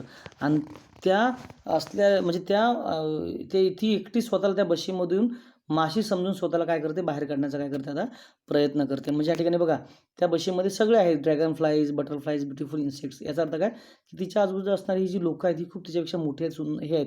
आणि ती अशी एकटीच आहे की जी खूप गरीब आहे आणि ती तिला स्वतःला त्या पार्टीतून बाहेर काढण्याचा काय करते, प्रयत्न करते. आता हे फक्त ती स्वतःलाच स्वतःशी बोलते, स्वतःच्याच डोक्यातले तिचे विचार आहेत, तिला हे कोणी काही बोललं नाही, तिला कोणी काही सांगितलेलं नाही. या ठिकाणी मी ब्रॅकेटमध्ये मुद्दामून लिहिले बघा, she is over thinking and over negativity person, की ती एवढा जास्त विचार करते, ओव्हर विचार करते की तिच्याविषयी कोणी एवढा विचार पण करत नसेल. अँड निगेटिव्हिटी, खूप नकारात्मकता तिच्यामध्ये या बाबतीमध्ये आहे. Envy and spite the most detestable of the vices were her chief faults. बघा, एनव्ही अँड स्पाईट, आता तिच्यामध्ये असणारे दोन तिच्याचे गुण आहेत, म्हणजे मत्सर आणि द्वेष. The most detestable of the vices, तिच्यामध्ये सर्वात हे तिरस्कार करण्यासारखे गुण जे आहेत. Were the her chief faults, की तिचे सगळ्यात मोठे शत्रू होते, की तिच्या मनामध्ये म्हणजे इतरांविषयी मत्सर आणि द्वेष, राग हा खूप भरलेला असायचा, की ती दुसऱ्याविषयी पटकन तेवढं चांगला विचार करू शकत नव्हती. अशी मेबेल अशा प्रकारची व्यक्ती होती. I feel like some dowdy decrepit horribly dingy old fly, she said. आता ती स्वतःला बोलते की मला असं वाटतंय तर मी जशी जणू काही एखादं गबाळ, म्हणजे डावडी म्हणजे एखादी गावठी गबाळी, गावंढळ, डिस्ट्रिप्ट, क्षीण, कमी असलेली, हॉरिबली डिग्नी ओल्ड फ्लाय, एक म्हातारी झालेली निस्तेज, तर जिच्या चेहऱ्यावर कोणत्या प्रकारचं तेज नाही आहे. हॉरिबली डिग्नी आहे म्हणजे काय, सॉरी डिंगी आहे म्हणजे वयस्कर, वय झालेली एक म्हातारी मी माशी आहे असं ती म्हणते. Making Robert Haydon stop just to hear her say that. आणि त्यावेळेस लगेच त्या ठिकाणी रॉबर्ट हे वाक्य ऐकून त्या ठिकाणी तो थांबतो. रॉबर्ट हेड नावाचा आता एक व्यक्ती तो पार्टीमध्ये त्या ठिकाणी आलेला आहे आणि तो हे जे वाक्य ती बोलते की मी किती गावंढळ दिसते, किती कमी, हॉरिबली डिस्क्रिप्ट आहे म्हणजे कमी दर्जाची आहे, ओल्ड म्हातारी झालेली दिसते. हे जेव्हा रॉबर्ट हेडन जेव्हा तिथे प्रवेश करतो पार्टीमध्ये, तो ते ऐकतो आणि तो थांबतो. Just to reassure herself by furbishing up a poor weak kneed phrase and so showing how detach she was. आणि तो त्या ठिकाणी तिला रिअश्युअर करतो, तिला खात्री पटवून देतो की नाही, तुम्ही खूप चांगल्या दिसतात, खूप सुंदर दिसतात. फर्बिशिंग अप म्हणजे काय, तुम्ही खूप फ्रेश लुकिंग आहात, तुम्ही खूप चांगल्या दिसतात, म्हणजे आपल्या भाषेमध्ये खूप सुंदर दिसत आहेत असं तो फर्बिशिंग अप करतो तिला. A poor weak kneed phrase and so showing how detach she was. आणि तो सांगतो की किती तुम्ही थोड्या विनोदी आहेत, किती सुंदर आहात वगैरे. हा विटी that she did not feel in the list out of anything. आणि ज्यावेळेस रॉबर्ट हेडन जेव्हा तिथे असतो त्या ठिकाणी तो प्रशंसा करतो, पण हिला त्याच्यातलं जरा देखील काहीच वाटत नाही, किंवा तिला असं वाटतं की तो खोटं बोलतोय, म्हणजे तिला वाटतं की टोमणाच मारतोय वगैरे वगैरे. And of course Robert Haddon answered something quite polite, quite insincere, which she saw through instantly and said to herself, directly he went again from some book. आणि इथे असं होतं, अर्थातच काय घडतं की रॉबर्ट हेडनने तिला उत्तर देतो काय, एकदम विनम्रपणे, क्वाईट पोलाईट. म्हणजे ती काय त्याला बोलली असेल तर तो तिच्या उत्तराला एकदम शांतपणे उत्तर देतो. क्वाईट इनसिन्सिअर, एकदम अप्रामाणिकपणाने किंवा साधेपणाने. विच शी सॉ थ्रो इन्स्टंटली, हे तिच्या त्वरित लक्षात आले. म्हणजे आता बघा त्या ठिकाणी तो जी तिच्याविषयी थोडीशी प्रशंसा करतो किंवा चांगलं बोलतो, शी डझंट लाईक इट, तिला ते आवडत नाही म्हणजे सगळ्यात म्हणजे तिला असं वाटतं की तो खोटं बोलतोय, तो तिला टोमणा मारतो किंवा ती तिची उडवते असं तिला फील होतं. म्हणजे पार्टीमध्ये कोणीही व्यक्ती तिला काही बोललं तर ती त्याच्याविषयी चांगला म्हणजे पॉझिटिव्ह घेऊ शकत नाही, ती निगेटिव्हच विचार करते. And said to herself directly he went. आणि असं बोलून तो तिला असं बोलतो आणि तो डायरेक्टली ही वेंट, तो तिथून निघून जातो. अगेन फ्रॉम सम बुक, आणि ती त्या नंतर परत पुस्तकामध्ये जाते. लाईज लाईज लाईज, आता ॲक्च्युली लाईज लाईज म्हणजे काय, खोटं खोटं खोटं. आता हा ते बोलून तिथून निघून जातो, पण तिला त्या कोणत्या तरी तिच्या भूतकाळामध्ये कोणतं तिने पुस्तक वाचलेलं असेल, त्या पुस्तकात तिला लाईन आठवतात. लाईज लाईज लाईज, खोटं खोटं खोटं. For a party makes things either much more real or much less real. तिला असं म्हणजे तिला असं वाटतं की पार्टीमध्ये सगळ्याच गोष्टी एक तर खऱ्या असतात किंवा म्हणजे काही गोष्टीच खऱ्या असतात आणि काही गोष्टी खोट्यासुद्धा असतात. She saw in a flash to the bottom of Robert Haydon heart, she saw through everything. आणि तिला क्षणार्धात फील होतं की रॉबर्ट हेडन जे काही बोलला, फ्लॅश ऑफ द बॉटम, त्याने जे काही माझ्याविषयी चांगलं बोलला किंवा जे काही बोलला त्याच्या मनातलं मला कळलं, म्हणजे तो खोटा आहे, त्याने खोटं मला सगळं सांगितलं असं तिला त्या ठिकाणी वाटतं किंवा तिला फील होतं. पुढे she saw the truth, this was a true, this drawing room, this self and other false. जे काय खरं आहे ते तिला दिसलेलं होतं. दिस ड्रॉइंग रूम, ती जी ड्रॉइंग रूम होती ती सुद्धा खरी होती. दिस सेल्फ, ती स्वतःसुद्धा खरी होती. अँड अदर फॉल्स, आणि सर्व दुसरे कोण होते, खोटे होते. म्हणजे ह्या ठिकाणी तिला असं बोलायचं आहे की माझ्यासमोर जे दिसतंय मला ड्रॉइंग रूम खरी आहे, मी स्वतः खरी आहे, पण आजूबाजूला पार्टीमध्ये असणारी जेवढी काही लोकं ती सर्व कोण आहेत, खोटी लोकं आहेत. Miss Milan's little workroom was really terribly hot, stuffy and sordid. आता तिला कोणाची आठवण येते, मिस मिलानची, जी तिची टेलर असते, ड्रेसमेकर. की मिस मिलानची असणारी जी काही वर्करूम आहे, म्हणजे जिथे ती काम करते, शिवते, तिच्या घरातलं वातावरण खूप गरम आहे, टेरिबली हॉट, स्टफी, कोंदट आहे, स्टॉर्डिड म्हणजे घरामध्ये खूप काही अस्ताव्यस्त पडलेल्या गोष्टी आहेत, असं तिला आठवतं. It smelled of clothes and cabbage of cooking, आणि घरामध्ये तिला खूप कपड्यांचा आणि कॅबेज म्हणजे काय कोबी वगैरे भाजीपाला शिजवल्याचा तिला त्या ठिकाणी वास येत होता, असं ती सांगते, म्हणजे वास येत असायचा. And yet when miss Milan put the glass in her hand and she look at her self with the dress on, finish and extra ordinary bliss shot through her heart. आता बघा काय होतं, का तिला मिस मिलानचं घर आठवतं, आणि ती बघा काय आठवते की मिस मिलानने तिच्या हातात आरसा दिला होता. And she look at her self with the dress, आणि ती त्या आरशामध्ये ड्रेस घालून स्वतःला पाहत होती. फिनिश, ते बघून तिचं थांबलं, फिनिश झालं. And extraordinary bliss shot through her heart, आणि तिच्या मनामधून एक वेगळेच विलक्षण आनंदाची लहर त्यावेळेस तिची सुखावून जाते. म्हणजे ज्यावेळेस ती ड्रेस शिवते आणि ती घालून बघते तेव्हा तुला खूप आनंद होतो, तिला खूप बरं वाटतं. ॲक्च्युली आता तिला असं वाटतं की येथे ती म्हणजे आता ज्या ठिकाणी ती पार्टीमध्ये आहे तिला असं वाटतं की मिलान हीच एक खरी व्यक्ती आहे. म्हणजे ती खूप चांगली व्यक्ती आहे. पण त्या ठिकाणी तिच्याविषयी बोललेली समजा रॉबर्ट हेडन असेल किंवा रॉस शॉ, हे खोटी लोकं आहेत. हे जे बोलले हे टोमणा मारला यांनी, हे खरं बोलले नाहीत.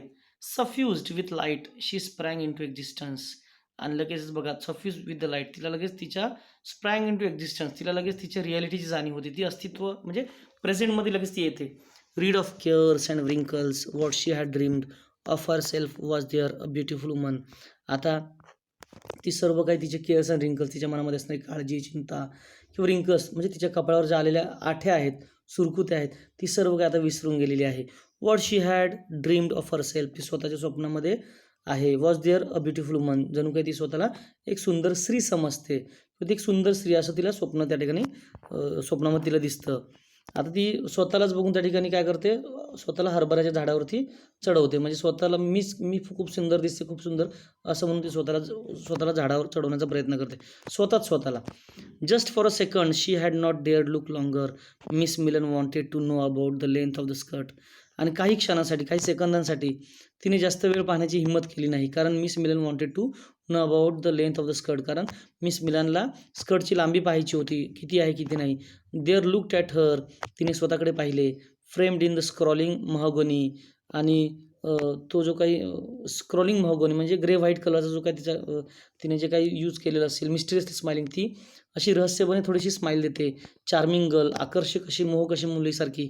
The core of herself, the soul of herself, and was not vanity only, not only self love that made her think it good, tender and true. म्हणजे तिच्यामध्ये असणारी जी काही स्माईल आहे किंवा तिचा असणारा अट्रॅक्टिव्ह जो आहे, त्याच्यामुळे ती खूप चांगली गुड लुकिंग दिसत होती, तिच्यामध्ये सत्यता होती आणि ती आत्मप्रेमी होती, असा अर्थ या ठिकाणी आपण घेऊ शकतो. Miss Milan said that the skirt could not well be longer, if anything the skirt said miss Milan, puckering her forehead, considering with all her wits about her must be shorter. आता Miss Milan त्या ठिकाणी त्यावेळेस तिला बोलते की बाबा तुझा skirt जास्त लांब असायला नको. Could not well be longer, if anything the skirt, म्हणजे स्कर्ट थोडा आखूडच असायला हवा. Said miss Milan, puckering her forehead, आणि मिस मिलान लगेच कपाळाला आठ्या घालत म्हणजे असे हात लावतात. Considering with all her wits about her, आणि ती थोडंसं मस्ट बी शॉर्टर, आणि पण माबेल तिचे ऐकत नव्हते, आणि ती बोलली नाही शॉर्टरच पाहिजे वगैरे वगैरे. म्हणजे या ठिकाणी मिस मिलानचं म्हणणं की थोडंसं असं ठेव, पण ॲज अ मेबेल बोलते नाही असं नाही, थोडं असंच पाहिजे. म्हणजे ती स्वतःचा शहाणपणा दाखवते मेबेल, कुणाच्या पुढे, मेबेलच्या पुढे. And she felt suddenly honestly full of love for miss Milan. आणि तिला जेव्हा ही घटना आठवते की ज्यावेळेस ती ड्रेस बनवत होती, येलो कलरचा येलो ड्रेस ती बनवते पार्टीसाठी, त्यावेळेस तिला मिस मिलानबरोबर तिचं संभाषण काय झालं हे तिला आठवतं, आणि तिला वाटतं, अँड शी फेल्ट, तिला फील होतं काय, सडनली ऑनेस्टली, की बाबा अचानकपणे तिला वाटतं की मिस मिलानविषयी तिचं प्रेम जागृत होतं, की मिस मिलान किती प्रामाणिक आहेत वगैरे असं तिला वाटतं. Much fonder of miss Milan than of any one in the whole world. आणि तिला वाटतं की अख्ख्या जगामध्ये, पूर्ण जगामध्ये मिस मिलानसारखं प्रेमळ किंवा चांगला व्यक्ती कोणच नाही, असं मेबेलला फील होतं. And could have cried for pity that she could be crawling on the floor with her mouth full of pins. आणि या ठिकाणी and could have cried for a pity, थोडीशी विनंती केल्यानंतर किंवा थोडीशी हे नम्रपणे सांगितल्यानंतर she could be crawling on the floor, ती थोडीशी जमिनीवर थोडीशी पुढे चालत चालत येते. With her mouth full of pins and her face red and her eyes bulging that one human being should be doing this for another. आणि एखाद्या माणसाने दुसऱ्या माणसासाठी इतकं काही करावं असं तिला फील होतं. म्हणजे या ठिकाणी मिस मिलानने जे काही तिचा ड्रेस शिवण्यासाठी केलं त्याची स्तुतीही त्या ठिकाणी काय करते आपल्याला सांगते, की ती थोडीशी रागाने पण बोलली असेल कोण मिस मिलान, पण ती तिला खरी वाटते, इतर लोक खोटी वाटतात. And she saw them all as human beings merely and herself going off to her party. आणि तिने मात्र सर्वांकडे केवळ माणसं म्हणूनच पाहावे. And herself going off to her party, आणि तिने स्वतः पार्टीला निघून जावं.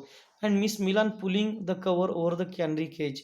आणि त्यानंतर मिलान ज्या होत्या त्यांनी तिथला असणारा जो कॅनरी केज म्हणजे तो जो पक्षाचा जो पिंजरा तो काढून घेतला. और letting him pick a hemp seed from between her lips. आणि तो तिच्या म्हणजे तिथे असणाऱ्या पक्षाच्या ओठामध्ये ती काय करते बी भरवते. फक्त एक इव्हेंट आहे, त्याच्यामध्ये दुसरं काही नाही मिळत. And the thought of it of this side of human nature and its patience and its endurance and its being content with such miserable, scanty, sordid little pleasure filled her eyes with tears.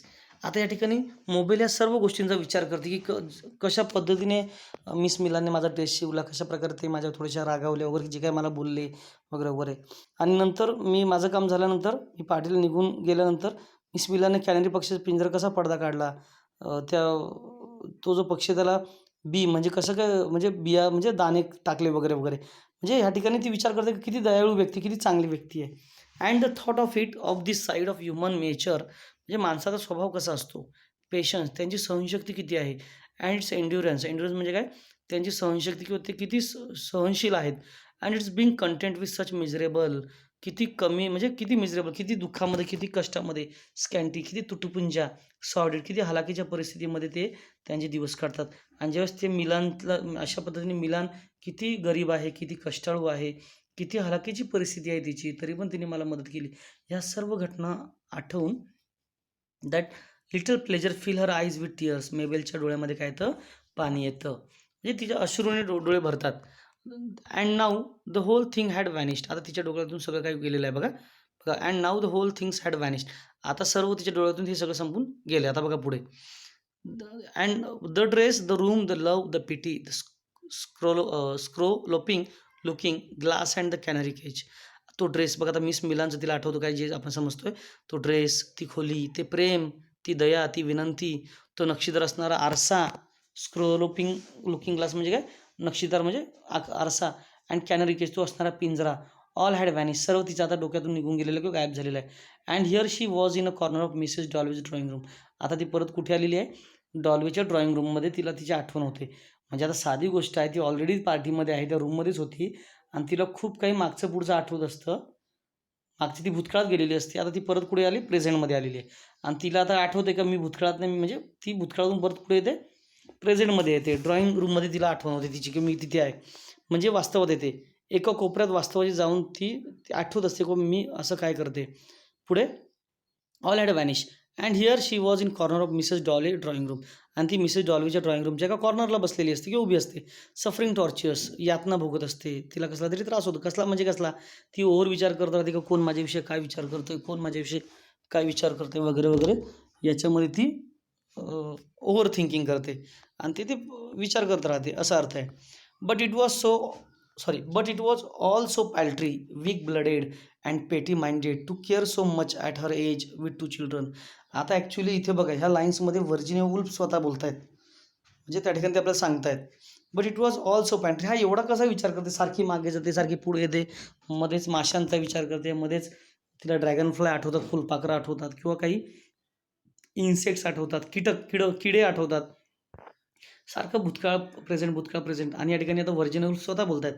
But it was all so paltry, weak blooded and petty minded to care so much at her age with the 2 children.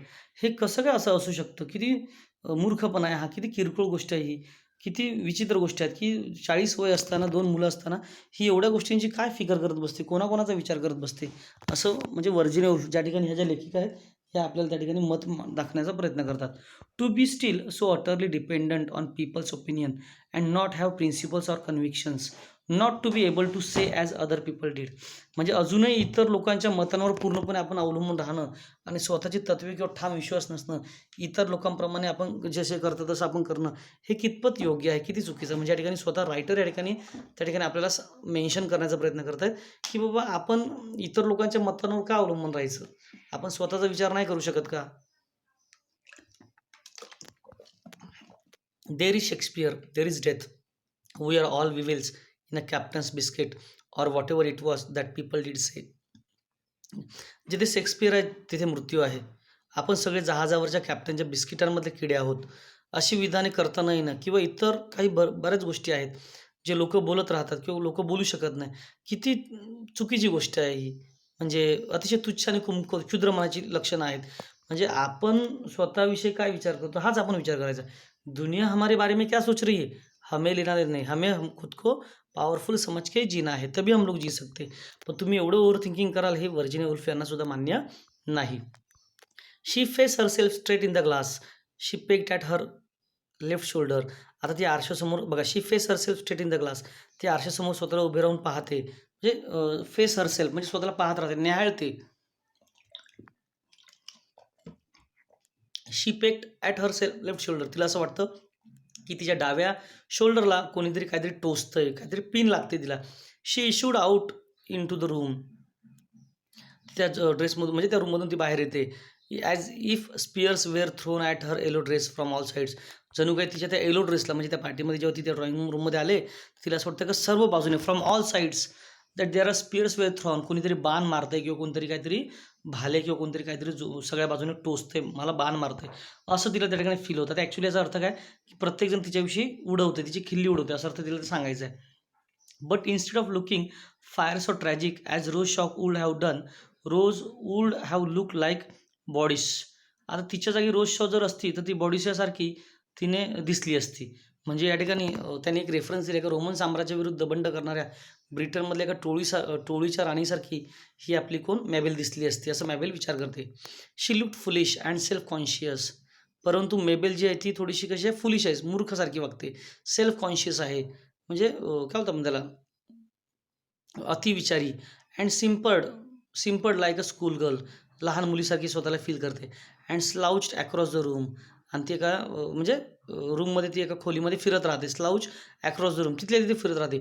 Positively स्लिंकिंग as he wear अ बिटन मॉंग्रेल, जणू काय तिने म्हणजे एखादा कुत्रा कसा असतो ज्याने मार खाल्लेला कुत्र्यासारखा पाय घासत चालते. And look at a picture and engraving, आणि एखाद्या कोरीव नक्षीकाम केलेल्या चित्राकडे ती पाहत राहते. म्हणजे या ठिकाणी या ठिकाणी बघ आपल्याला वर्णन करून सांगितलं की कशा प्रकारे तिचं बिहेवियर आहे स्टोरीमध्ये. As if one went to a party to look at a picture, जणू काही चित्राकडे बघण्यासाठी कोणी पार्टीला जावे तसेच. Everybody knew why she did it, प्रत्येकाला माहिती होतं ही अशी काय वागते. त्या ठिकाणी जेव्हा ती पार्टीमध्ये असते तेव्हा ती पार्टीमध्ये ती लुक ॲट पिक्चर, ती काय पिक्चरकडे बघते, आणि तिच्या आजूबाजूला असणारे जेवढी लोक आहेत, everybody knew why she did it, प्रत्येकाला माहिती असतं ती अशी का वागते. इट वॉज फ्रॉम शेम, फ्रॉम ह्युमिलेशन, म्हणजे तिला तिचं स्वतःविषयी शेम वाटतं, लाज वाटते. फ्रॉम ह्युमिलेशन, स्वतःविषयी अपमानजनक भावना तिला आहेत, म्हणून ती अशी वागते, असं पार्टीतल्या प्रत्येक लोकांना तिथे माहिती असतं. Now the flies in the saucer, she said to herself, आता ती स्वतःलाच सांगते काय, now the flies in the saucer, की बाबा माशी आता बशीमध्ये आहे. Right in the middle and can't get out and the milk, आणि राईट इन द मिडल म्हणजे काय, मध्यभागापासून उजव्या बाजूला आहे, पण ती आता दुधातून बाहेर पडू शकत नाही. का तर बाबा अँड द मिल्क, का बरं, कारण दुधामुळे तिथे ओलं झाल्यामुळे ते पंख काय झालेत एकमेकांना चिकटलेले आहेत, म्हणून ती उडू शकत नाही, का ती बाहेर निघू शकत नाही. म्हणजे या ठिकाणी आपल्या लक्षात येईल का ती परत स्वतःचं कंपॅरिझन फ्लायबरोबर करते, माशीबरोबर स्वतःची तुलना परत करू लागते. She thought rigidly staring at the picture, त्या पिक्चरकडे बघून म्हणजे त्या चित्राकडे बघून ती विचार करते आणि म्हणते, is taking its wings together, जसे ते जे पंख आहेत ते एकमेकांना काय झालेले आहेत, चिकटलेले आहेत.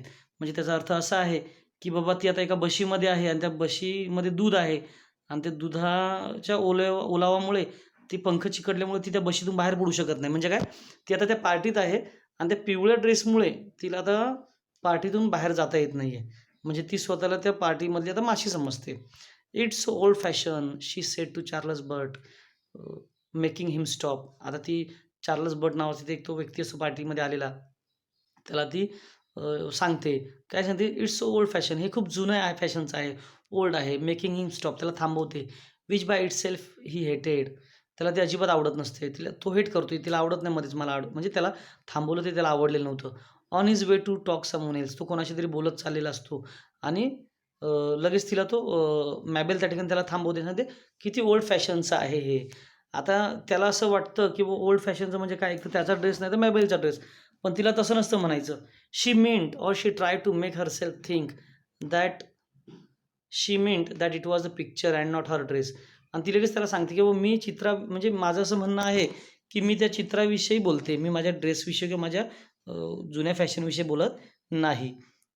That it was a picture and not her dress and that was old fashion. तो जो पिक्चर आहे, ते चित्र आहे, ते काय आहे? खूप जुनं आहे. असं सांगून ती स्वतःविषयी चार्ल्स बर्टकडून सहानुभूती मिळवण्याचा ॲक्चुअली प्रयत्न करते.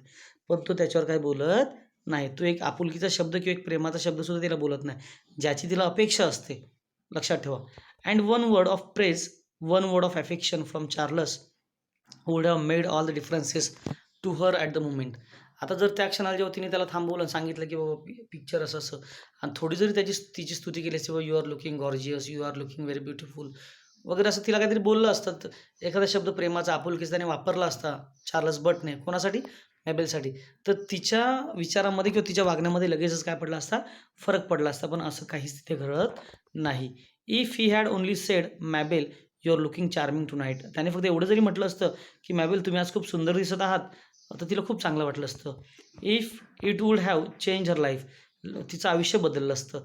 But then she ought to have been truthful and direct. पण तिला वास्तव आणि स्पष्टपणाची जाणीव असायला हवी, की हां, प्रत्येकाला असायला हवी. Charles sed nothing of the kind of course. Charles असं कोणत्या प्रकारचे प्रेमाचे शब्द किंवा दयाळूपणाचे किंवा विनंती किंवा नम्रपणाचे शब्द बोलला नाही. He was malice itself. तो स्वतःच तुसड्या बुद्धीचा किंवा थोडासा द्वेषबुद्धीने इतरांशी काय करायचा? वागायचा. He always saw through one, specially if one were feeling particularly mean, paltry or feeble minded. आणि विशेषतः तो एखादी व्यक्ती त्याच्यासमोर जर कधी आली, always saw through one, specially one were feeling particular mean. तो समोरच्या व्यक्तीला क्षुद्र, तुच्छ समजत असायचा. म्हणजे तो म्हणजे त्याचं लक्ष द्यायचं, की तो प्रत्येक व्यक्तीमध्ये काय करायचा? फीबल माइंडेड म्हणजे काय?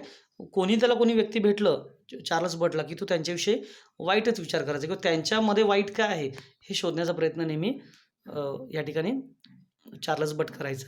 विद्यार्थी मित्रांनो, सेकंड पार्ट आपण लगेचच पाहूया.